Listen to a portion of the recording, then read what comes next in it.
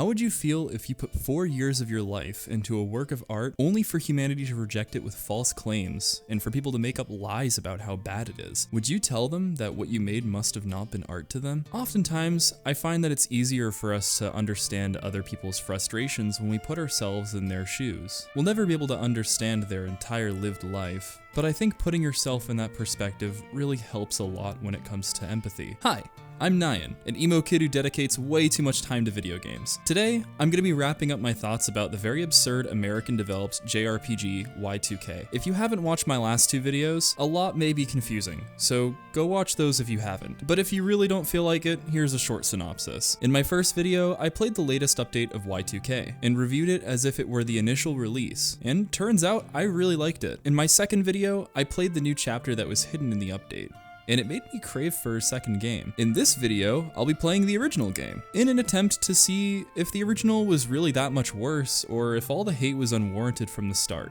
So, what's different? Let's start with the very beginning.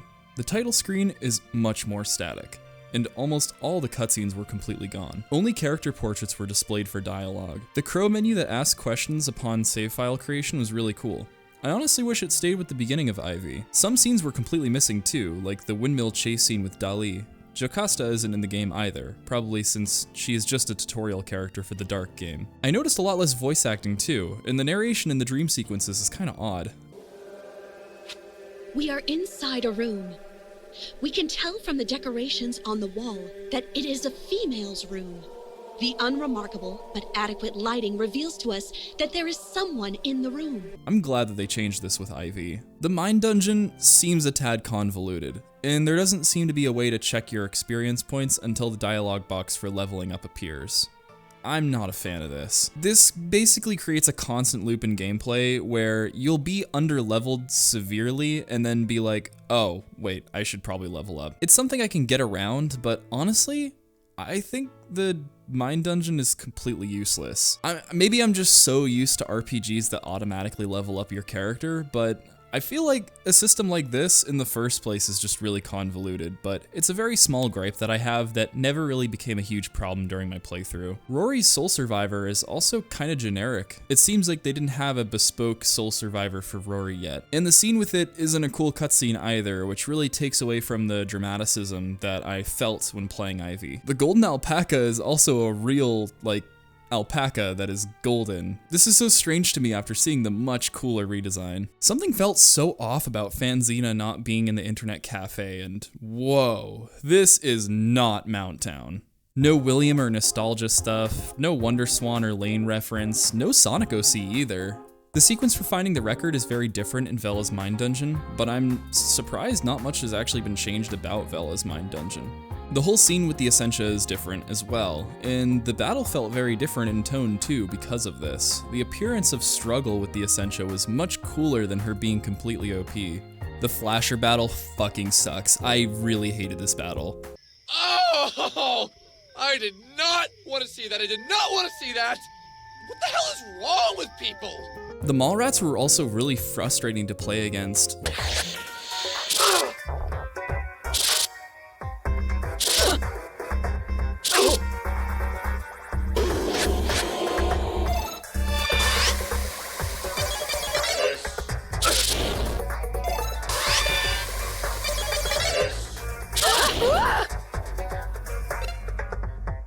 And I actually ended up resorting to a guide for this part. The battle felt fun once I knew what I was doing, but it was really annoying that I was just dying almost instantly every single time I played the battle. Definitely an odd choice. Interestingly enough, the guide that I read was actually written by one of the devs. There's also this weird maze that was seemingly cut from IV. I honestly kind of found it fun. It wasn't too hard for me to understand, so I was kind of confused when I saw it here. Did people think this part was too hard or too boring or something? Have they ever played a Zelda game? This stupid magic carpet ride was a good riddance though. The battle with Yuzu is completely different too. This battle sucked, honestly. It dragged out for way too long, and it started to help me realize why some people may have had a not good time with the battle system. But honest to God, this is the only battle on the whole game where I really thought it dragged out. Meaning the length of annoyances in the battle was greater than the length of enjoyment I had in the battle. I feel like a lot of people just say something dragged out without really saying what they mean. It's very easy to misconstrue language that isn't descriptive. I got a lot of enjoyment out of the monster hideouts. This is where the combat really started to shine for me.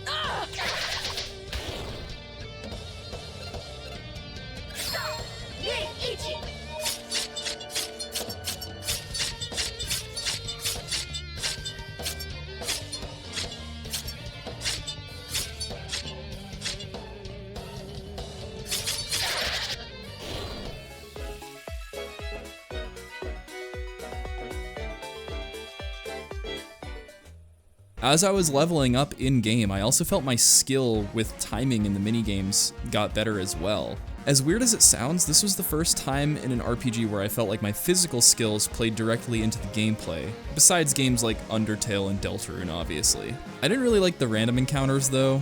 They started to grow on me, but I really didn't like them at the beginning because I was just way too underpowered to fight them. But this whole battle system in general made me realize the audience for this game is split between people who like JRPGs and people who like Japanese arcade-style games like rhythm games and microgame collections. This game is kind of like the ultimate successor to Earthbound in a lot of ways. But that's a completely different topic, and I'm sure a lot of people will have disagreements anyways. The combat battle was actually really fun this time around too, because of how fun the combat is. This battle just really lets you have fun with the combat system. But I feel like this kind of battle system only works for the kinds of players who let themselves enjoy a game. We'll talk more about that. There will be more examples of why this is important later when I get to the reviews that this game got originally. It really just seems like a lot of people don't actually enjoy playing video games. The scene with Alex's friends leaving was also very different. I think I prefer the new one though. Alex asking us for help is also a very different scene, though the differences are minor. I think it's cute that they had the scene pan out to reveal a Nintendo Switch since I was playing the Switch version. The final battle was also very different, and the ending was also unsurprisingly different considering there are completely new characters in IV that the ending relies on. It ended a little more straightforward than I expected. No symbolism or weird artistic cutscenes. You just finally put an end to Alex's destruction, with the story kind of leaving it up to the player's interpretation of whether they did the right thing or not.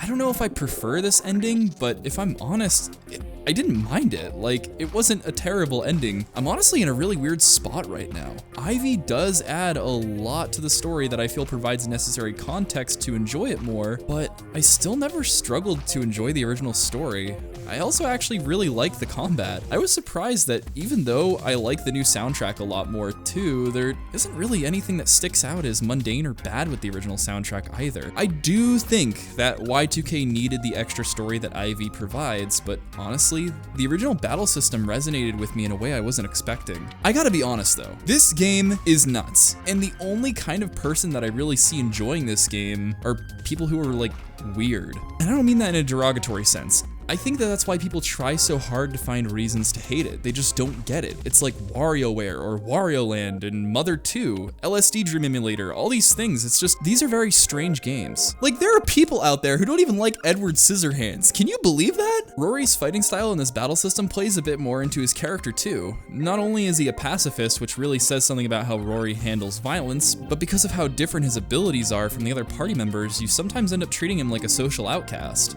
The game lets you physically do one of two things. You either ignore him and keep him out of your main four, or you learn to understand his differences and include him. Again, I actually really like the combat, so much that I actually wish that IV focused more on sharpening what was here. It makes me wish that at the very least Y2K IV had like a settings page for gameplay that restores the old combat, because I really like the new story and I don't want to leave it behind in future playthroughs, but I'm so addicted to the original combat style. If I were wishing high for my ultimate version of Y2K, I'd like some more variation on the minigames that are here. These minigames really feel like they are rooted in ideas that Paper Mario left, but I think that they could be a lot cooler if they leaned more into WarioWare. I honestly wish there was a version of Y2K IV that had a bunch of random microgames for dodging themed off of every monster. And I think the bleeding system could still work in this too. Maybe a bandage minigame could be played as a new move that gives you a chance to minimize or completely stop your bleeding, depending on how good you do.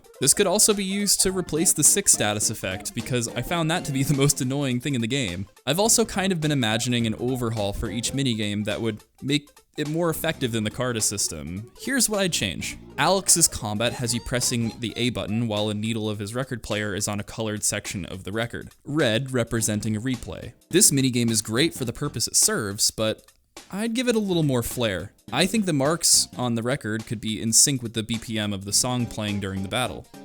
Or it could even just have a short melody play when you attack that's synced to. Alex even has several records that he can use with different lanes. It'd be cool if they played parody songs of the records that they reference. Michael's combat, in my opinion, is fine. It's serviceable. I don't know what I'd change to make it better. It is a little lackluster, but I think that mundane factor kind of plays a little bit into Michael's role as a character, so it's fine by me. I think Rory could also use per monster dialogue to make it a little more like Undertale's talking mechanic.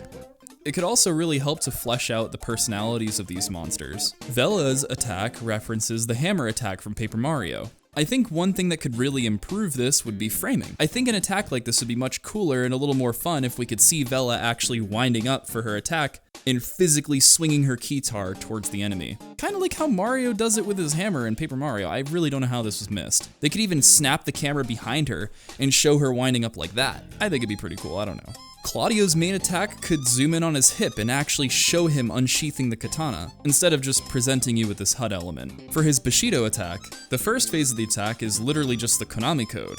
I didn't realize this until way into my playthrough.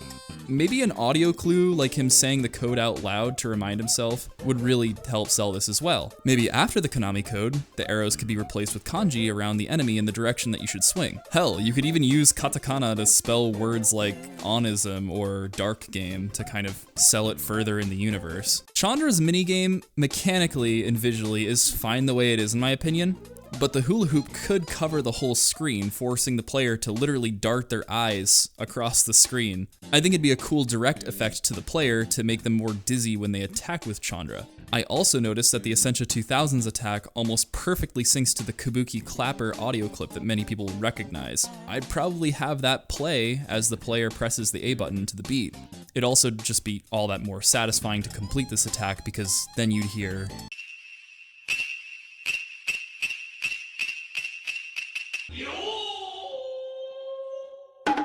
Okay, that's all I got when it comes to critiquing the game. Like, seriously. So let's move on to the drama and see what people thought. Now, I do know that there is some drama regarding the Allenson brothers about their first game project.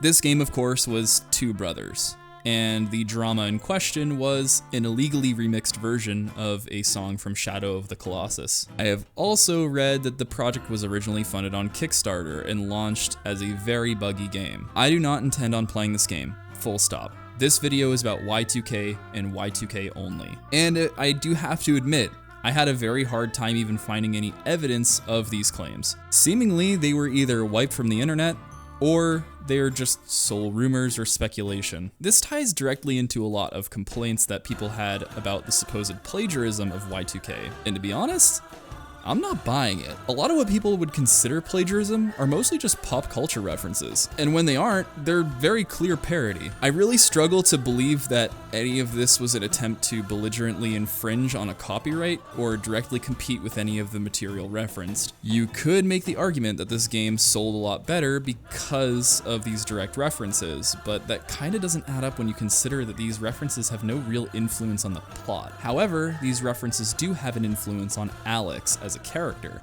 I firmly believe that Alex as a character could not be written without any of these references. And I also believe that these references were used in a moderate creative structure. Most of the time, these references are simply verbal, which is not breaking copyright. Any time that they have to bring these references in as a character, like Aerith or the Sonic OCs or the Mega Man looking characters, they are clear parodies, which is the one exception for copyright infringement in most of the United States, and globally, honestly. A lot of these references are just to signal to the player that Alex is a huge geek who lives his life through the rose tinting of nostalgia. You can't convey this type of character without it. It'd also be silly just to claim this as plagiarism in the first place, especially when you consider media similar to it, where they do the same exact thing and people never question it. Are you gonna call Scott Pilgrim plagiarism? Are you gonna call The Last Hero of Nostalgaia plagiarism? Are you gonna call Hotline Miami, Mullet Mad Jack, Spark the Electric Jester, Broken Reality, Bomb Rush Cyberpunk? Literally, Cyberpunk 2077 is just an entire game of references.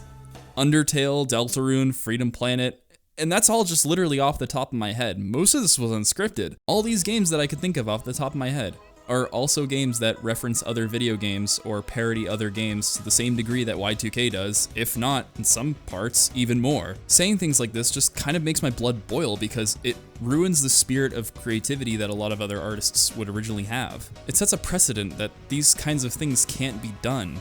Like there's some unspoken rule that's regarded higher than law. It just doesn't make any sense to me. There's another piece of drama that I'd like to clear up too, even though it's probably been cleared up extensively already. Was Alex a self-insert? This meme started a really long time ago. So is it true? Well, let's see. One simple Google search.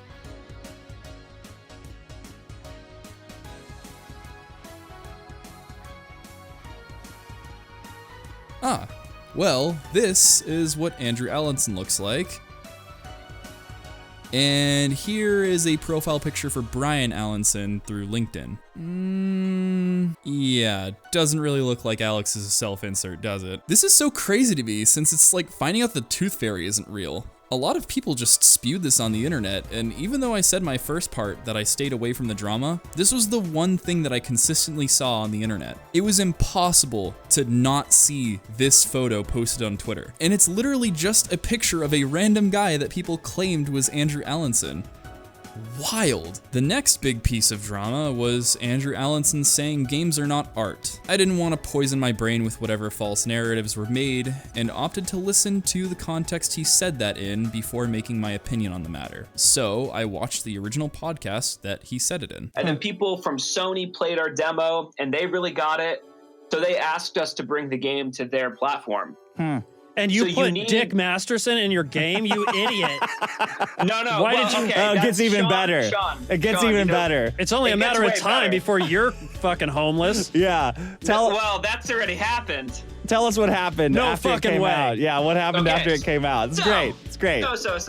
The game comes out January 17th. I wake up the January 16th. I'm taking a flight to San Antonio to show the game at PAX South, which is a pretty big game convention. I'm feeling good. I saw early reviews. People seem to like the game. So I wake up, the embargo goes up like 2 hours before my flight.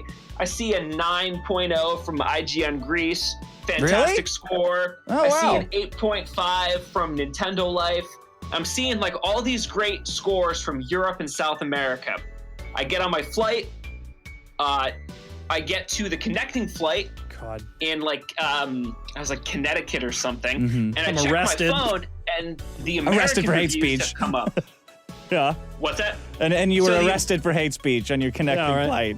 Almost immediately, because in the game, we made the mistake of asking the player, what name did your parents give you? And it turns out that is a very offensive question. Okay. because some people are trans and they don't use the name their parents gave them.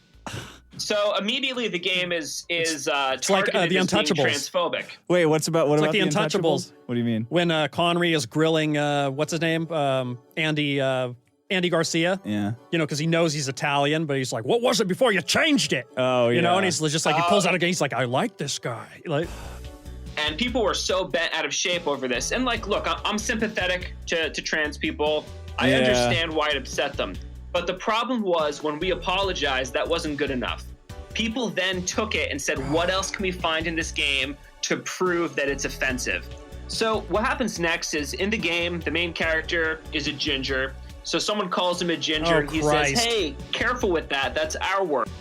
And people were so offended by this. Yeah, But the start of the game, opens up with Alex meeting this girl and her being pulled from this elevator. Okay. And then, people tried to make that stick. And then people started to dehumanize us. And people were like, oh, well, fuck this game. I'm gonna give it away for free on my Discord. Sure. So that's right. I saw that too.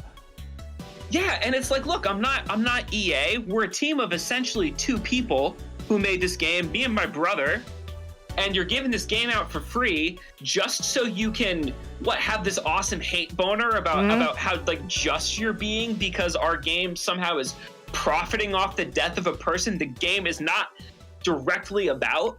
Okay.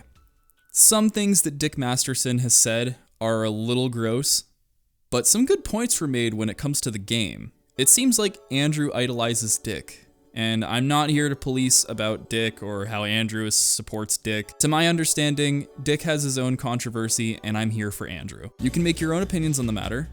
I can't say that listening to this whole podcast made me very amused, but that's just my personal opinion. When I was a teenager, my dad got into franchising McDonald's. Yes. That's what he did. That was his business. Nice. He's retired now, but he got into that. That's how I ended up in California, because, it's a whole... He's an incredible businessman, and that's what he did in his 40s, I guess. It wasn't when I was a kid. It was when I was a teenager. Probably like late 30s into his 40s, right? Yeah, and it means the way it's set up, like the way fast food, a lot of fast food is set up, is a person takes all the risk of opening up they get to license the brand, essentially, Subway or whatever. They take all the risk on themselves. They get a loan from the bank, and they set up shop, and they pay the corporation a fee for being able to use, for everything. It's more complicated than that. Yeah. But people would call in all the time trying to shake him down. Yeah? Like, oh, this happened to me. What are you going to give me for it? Like, what do I get? What do I get for this? I got sick after eating your McDonald's. What's in it for me? Like, I'm going to sue you for whatever. And every time he's had to explain to them, this is a guy you're talking to. Yeah. You're not talking to a big corporation. Right. Like, to you, multi-billion-dollar corporation. You think you're dealing with a cloud that money rains out of, but you're just talking to another person. Like, it feels this. I get the same feeling when I saw everybody piling on this game. It's like, you're not attacking a magical cloud of video games that is full of money that's going to start raining down on you. You're attacking a guy. Yeah. Like, it's just a guy who's working in the system to try and make you a game. But it was a weird feeling seeing it happen to him. It was very strange because once they try one tactic and it doesn't, they try something else. So in our game, we have a cemetery where we have an homage to Iwata, who is the CEO of Nintendo, who passed away while we were making the game. Oh, yeah. And, during the development of the game, we're dealing with my mother was dying of cancer, and she passed away like a year and a half before the game came out. Yeah. And we're like making the game with her like in the room while she's dying, trying to show her like some stuff from the game. And, we thought like, oh, it'd be a really good idea if we put like a memorial to this guy who's dying of the same thing as my mother, who's like a personal hero. Yeah. So people start tweeting at Nintendo saying, you guys have to take this game down because it insults the memory of Iwata. So, of course it's very simple. Nintendo Who reaches the out fuck to us. are these people? That's just It's my a hobby question. for them. Yeah. It's people who, they can't create anything themselves, so they just like to destroy shit. A pretty good point was made here. It seems Dick, at the very least, tries to see the human impact that this controversy has, and I can at least respect that. Yeah. All right. Now, so basically, people start attacking the game. Game developers, who I've known for a very long time, and I've been doing game development since 2011. And they start disavowing the game. They start distancing themselves from it. Yeah. People who tweet about the game and even contributed to it start deleting their tweets. And I'm like, guys, you all played the game. You know this isn't true. So, okay, so now here's the real kicker. People don't know which side is supposed to hate the game. They don't know if it's the left or the right, because a lot of the right is looking at the game going, oh, this main character is a hipster, this is clearly an SJW game. And then the left is looking at the game going, oh, I've seen people this say game that. is too heteronormative, we should hate the game. This was interesting to hear, because as I researched the game, this seems to be very true. Oh, yeah. I would love to see the same outrage, like if technology was thrown back 20 years, like see Mario come out or Donkey Kong. If Jesus God, if Donkey Kong was released in today's can't climate. make Donkey Kong. Yeah, come on. Oh, okay. So actually, I've got a thing I prepared about this. Yeah. Okay. My mistake was thinking that video games are art. I wanted to make a game about a guy who's like a piece of shit, unlikable character who by the end of the game has to transform. Yeah. But too many gamers, when they look at this, when they play a game, they're so used to having to identify with the character that if they play a game where the main character is unlikable or has to do some bad stuff, they immediately get triggered by it. So the thing is, games aren't art. They're toys for children, and it's considered in bad form to talk about anything meaningful or impactful or thought-provoking. Yeah. I was trying to make basically the video game version of like a Chuck Palahniuk novel or a Haruki Murakami novel. And, it's ambitious. Try and do something a little different, But it turns out everyone just wants like Ayn Randian written characters, where like the main villain is like Wesley Mooch. So you're immediately told what to feel about each character. I don't get that reference. That's Wesley you just Mooch? made that name up, right?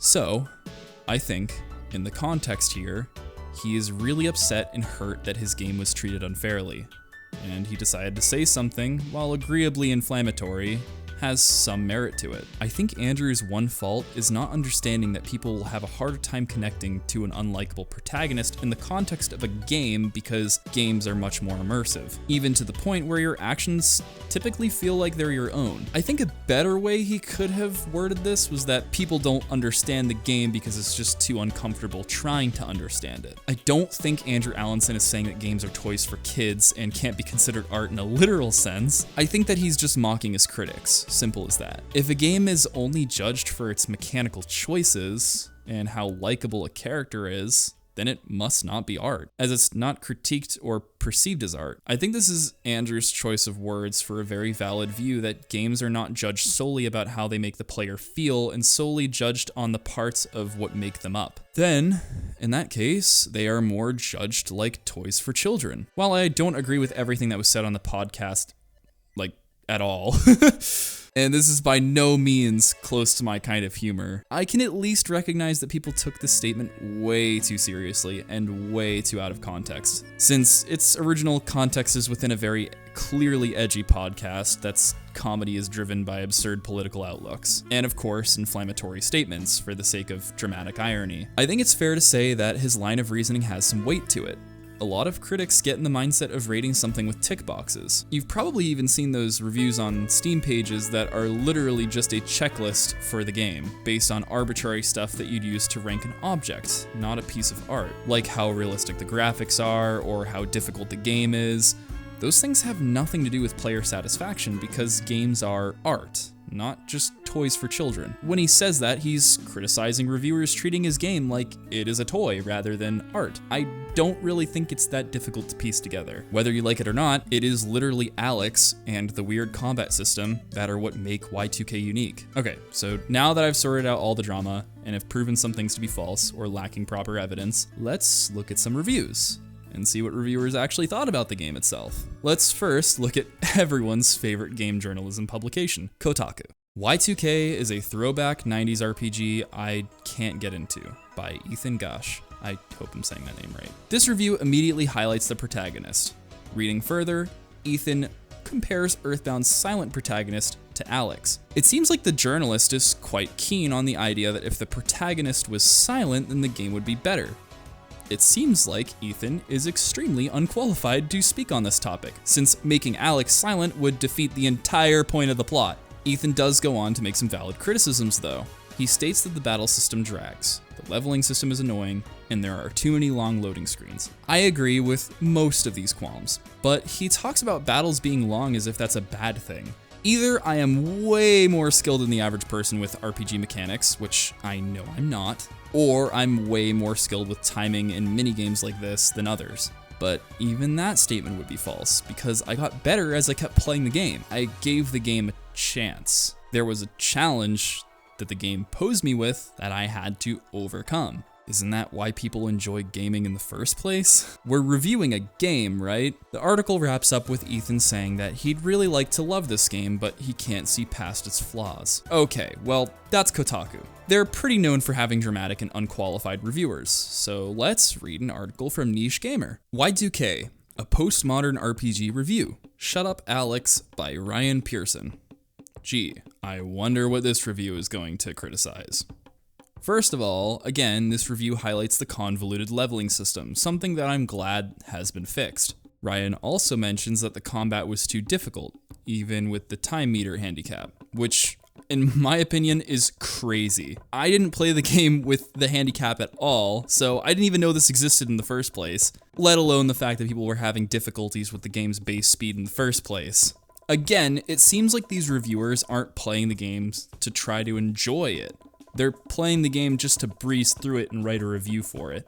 And even then, I mean, this is my third review video and I've been playing these games just fine. Now, I hate saying the phrase I'm about to use because I believe that games should be approachable from a wide audience, but I'm really starting to notice that there are a lot of skill issues with these reviewers. I didn't read anything out loud from the previous article for the sake of brevity, but this part of the review really stuck out to me, so I really just have to read this to you guys. The protagonists can, and should, be imperfect, as should them changing in some way. You can have an unlikable main character if he gets his just desserts, or redemption. Instead, Alex is an awful shell of a human who is touted as a savior because of the plot. One twist at the end arguably means that this is all intentional. Even if I enjoyed the twist, it is not worth enduring Alex. This is the most outrageous take I have ever seen in my entire life. The critique is so misguided and unsure of itself. How can you even call this a review? I genuinely can't even piece together what point they were trying to make here either. They understand that this needs to be done for the story to work, yet they still don't want it in the story? It's so confusing to me. But then I see something else that I just can't help but read to you guys. It feels like the world is not surreal enough. The world largely looks like ours, since Alex is so glad to tell you when he is freaked out every other time. The times he doesn't must be assumed to be normal. Stepping into a pocket dimension for the first time is fine, but the monsters within are not. Look, no shame on this Ryan guy. He seems like he just doesn't like letting media lead him. That's unfortunate considering how important it is to be led to understand this crazy story. Then, this crazy Twitter quote with no source is cited in the review. Y2K is Scott Pilgrim for the people who missed the fucking point of Scott Pilgrim. This is one of the most misguided takes I have ever heard in my life. I'm starting to see a trend here. It sounds more like the person who wrote this didn't understand Scott Pilgrim or Y2K. Or maybe they just watched the movie and didn't read the comic. Jeez, it all comes full circle, doesn't it? Just please actually read the Scott Pilgrim comic and stop judging it by its poor movie adaptation. The movie is in a literal sense, not the same story as the comic. I hate that this has caused so many people to misunderstand Scott Pilgrim for such a long time. Maybe I do feel a fraction of the Y2K fan pain. I want to wrap this up with the last part of the review, where Ryan treats the game like a AAA game made within the span of a couple years, judging the skills of the developers, seemingly forgetting that this is an indie project cobbled together by a small team over the course of 4 years. Fucking disgusting. Let's move on. What did Destructoid have to say about it? Review: Y2K, Postmodern RPG by Kevin Mercero.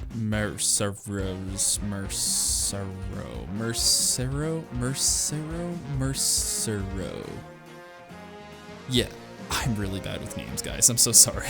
Okay, this is where I say the review starts off actually pretty good, and it gets Alex's personality across immediately. And I think that what's said here is pretty fair, and recognizes the flaws that Alex has. The review also recognizes that the story can't go on if Alex isn't the way he is. Kevin goes on to write a solid review, addressing some criticisms that are very valid about the combat. One note I haven't seen in any of my reviews so far that I actually had a problem with myself. Sometimes the game stutters, and with timing-based mechanics, you just can't have that. It feels like this review is pretty considerate of the material, so I wonder what the score is. 5.5 out of 10? What? Ugh, I need to take a break, guys.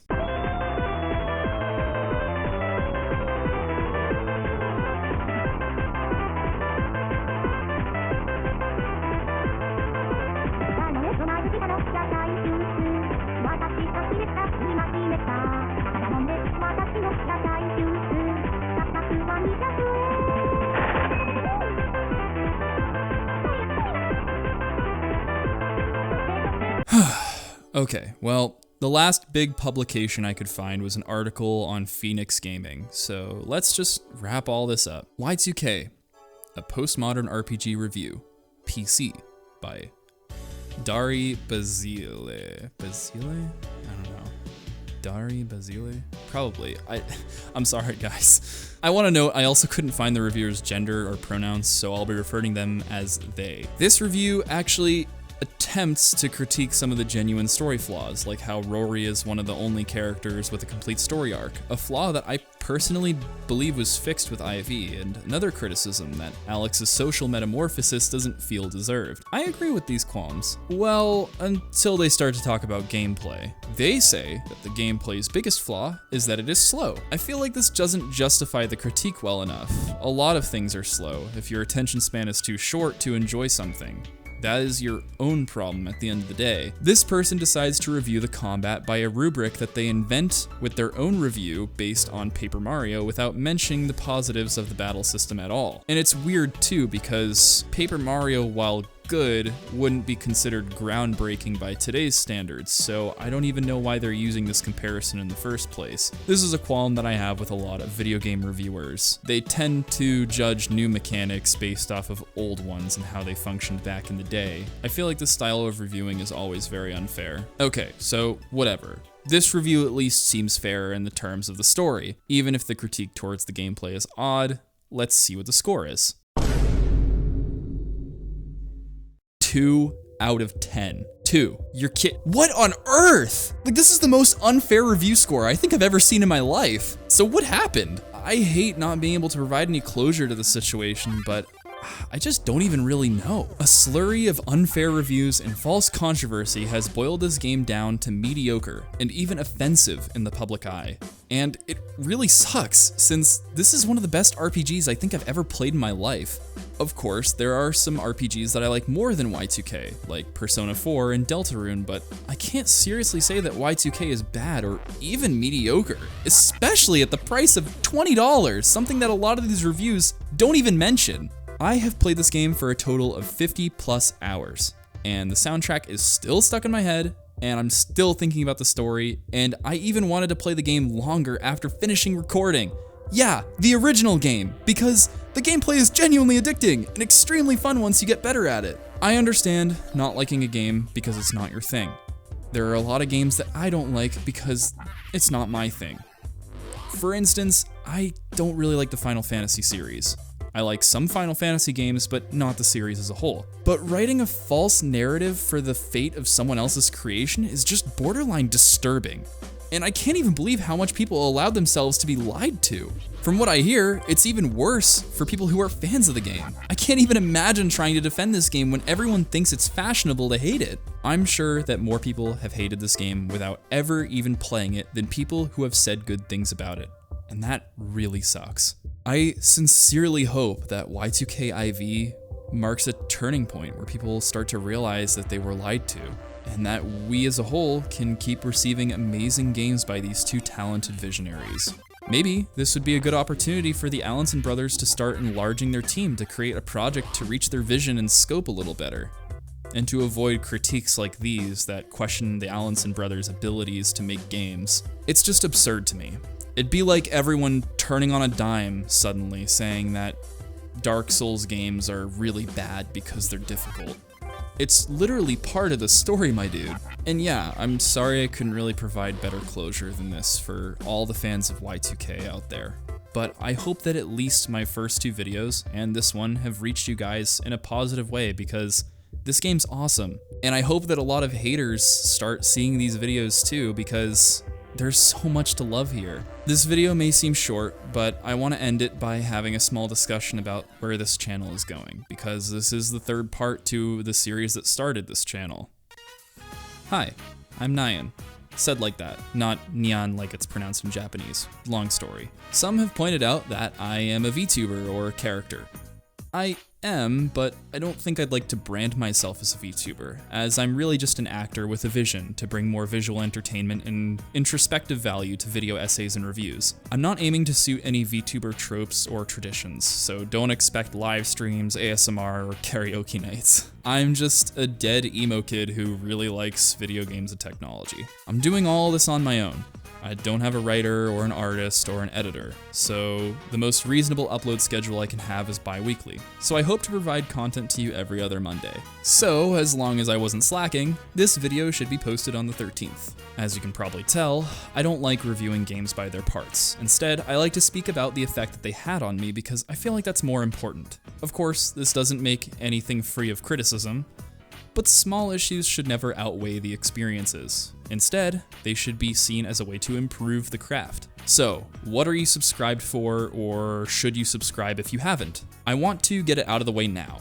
I'm not going to make regular content revolving around Y2K. I might in the future if something in the Y2K world changes, like an update or a new game announcement, or by some miracle I can strike an interview with the Allenson brothers, because I'd really like to know what their thought process was during the creation of IV. But I do want to keep highlighting great indie games, which is why my next video in production will be about Bomb Rush Cyberpunk, an indie game that is really dear to my heart. You can expect to see many game reviews on this channel. I'm also a 3D artist, and I know a lot of stuff about computer science, so I'll probably test the waters with some visually focused edutainment videos, mostly regarding the history of technology and how complex scenes in video games are rendered. I think visual and hands-on demonstrations are invaluable to learning, and that's something that I really want to provide. So if that stuff interests you, tell me in the comments. I'd love to know how much demand there is for this sort of thing and what kinds of topics people would like to learn about. But that's enough about me.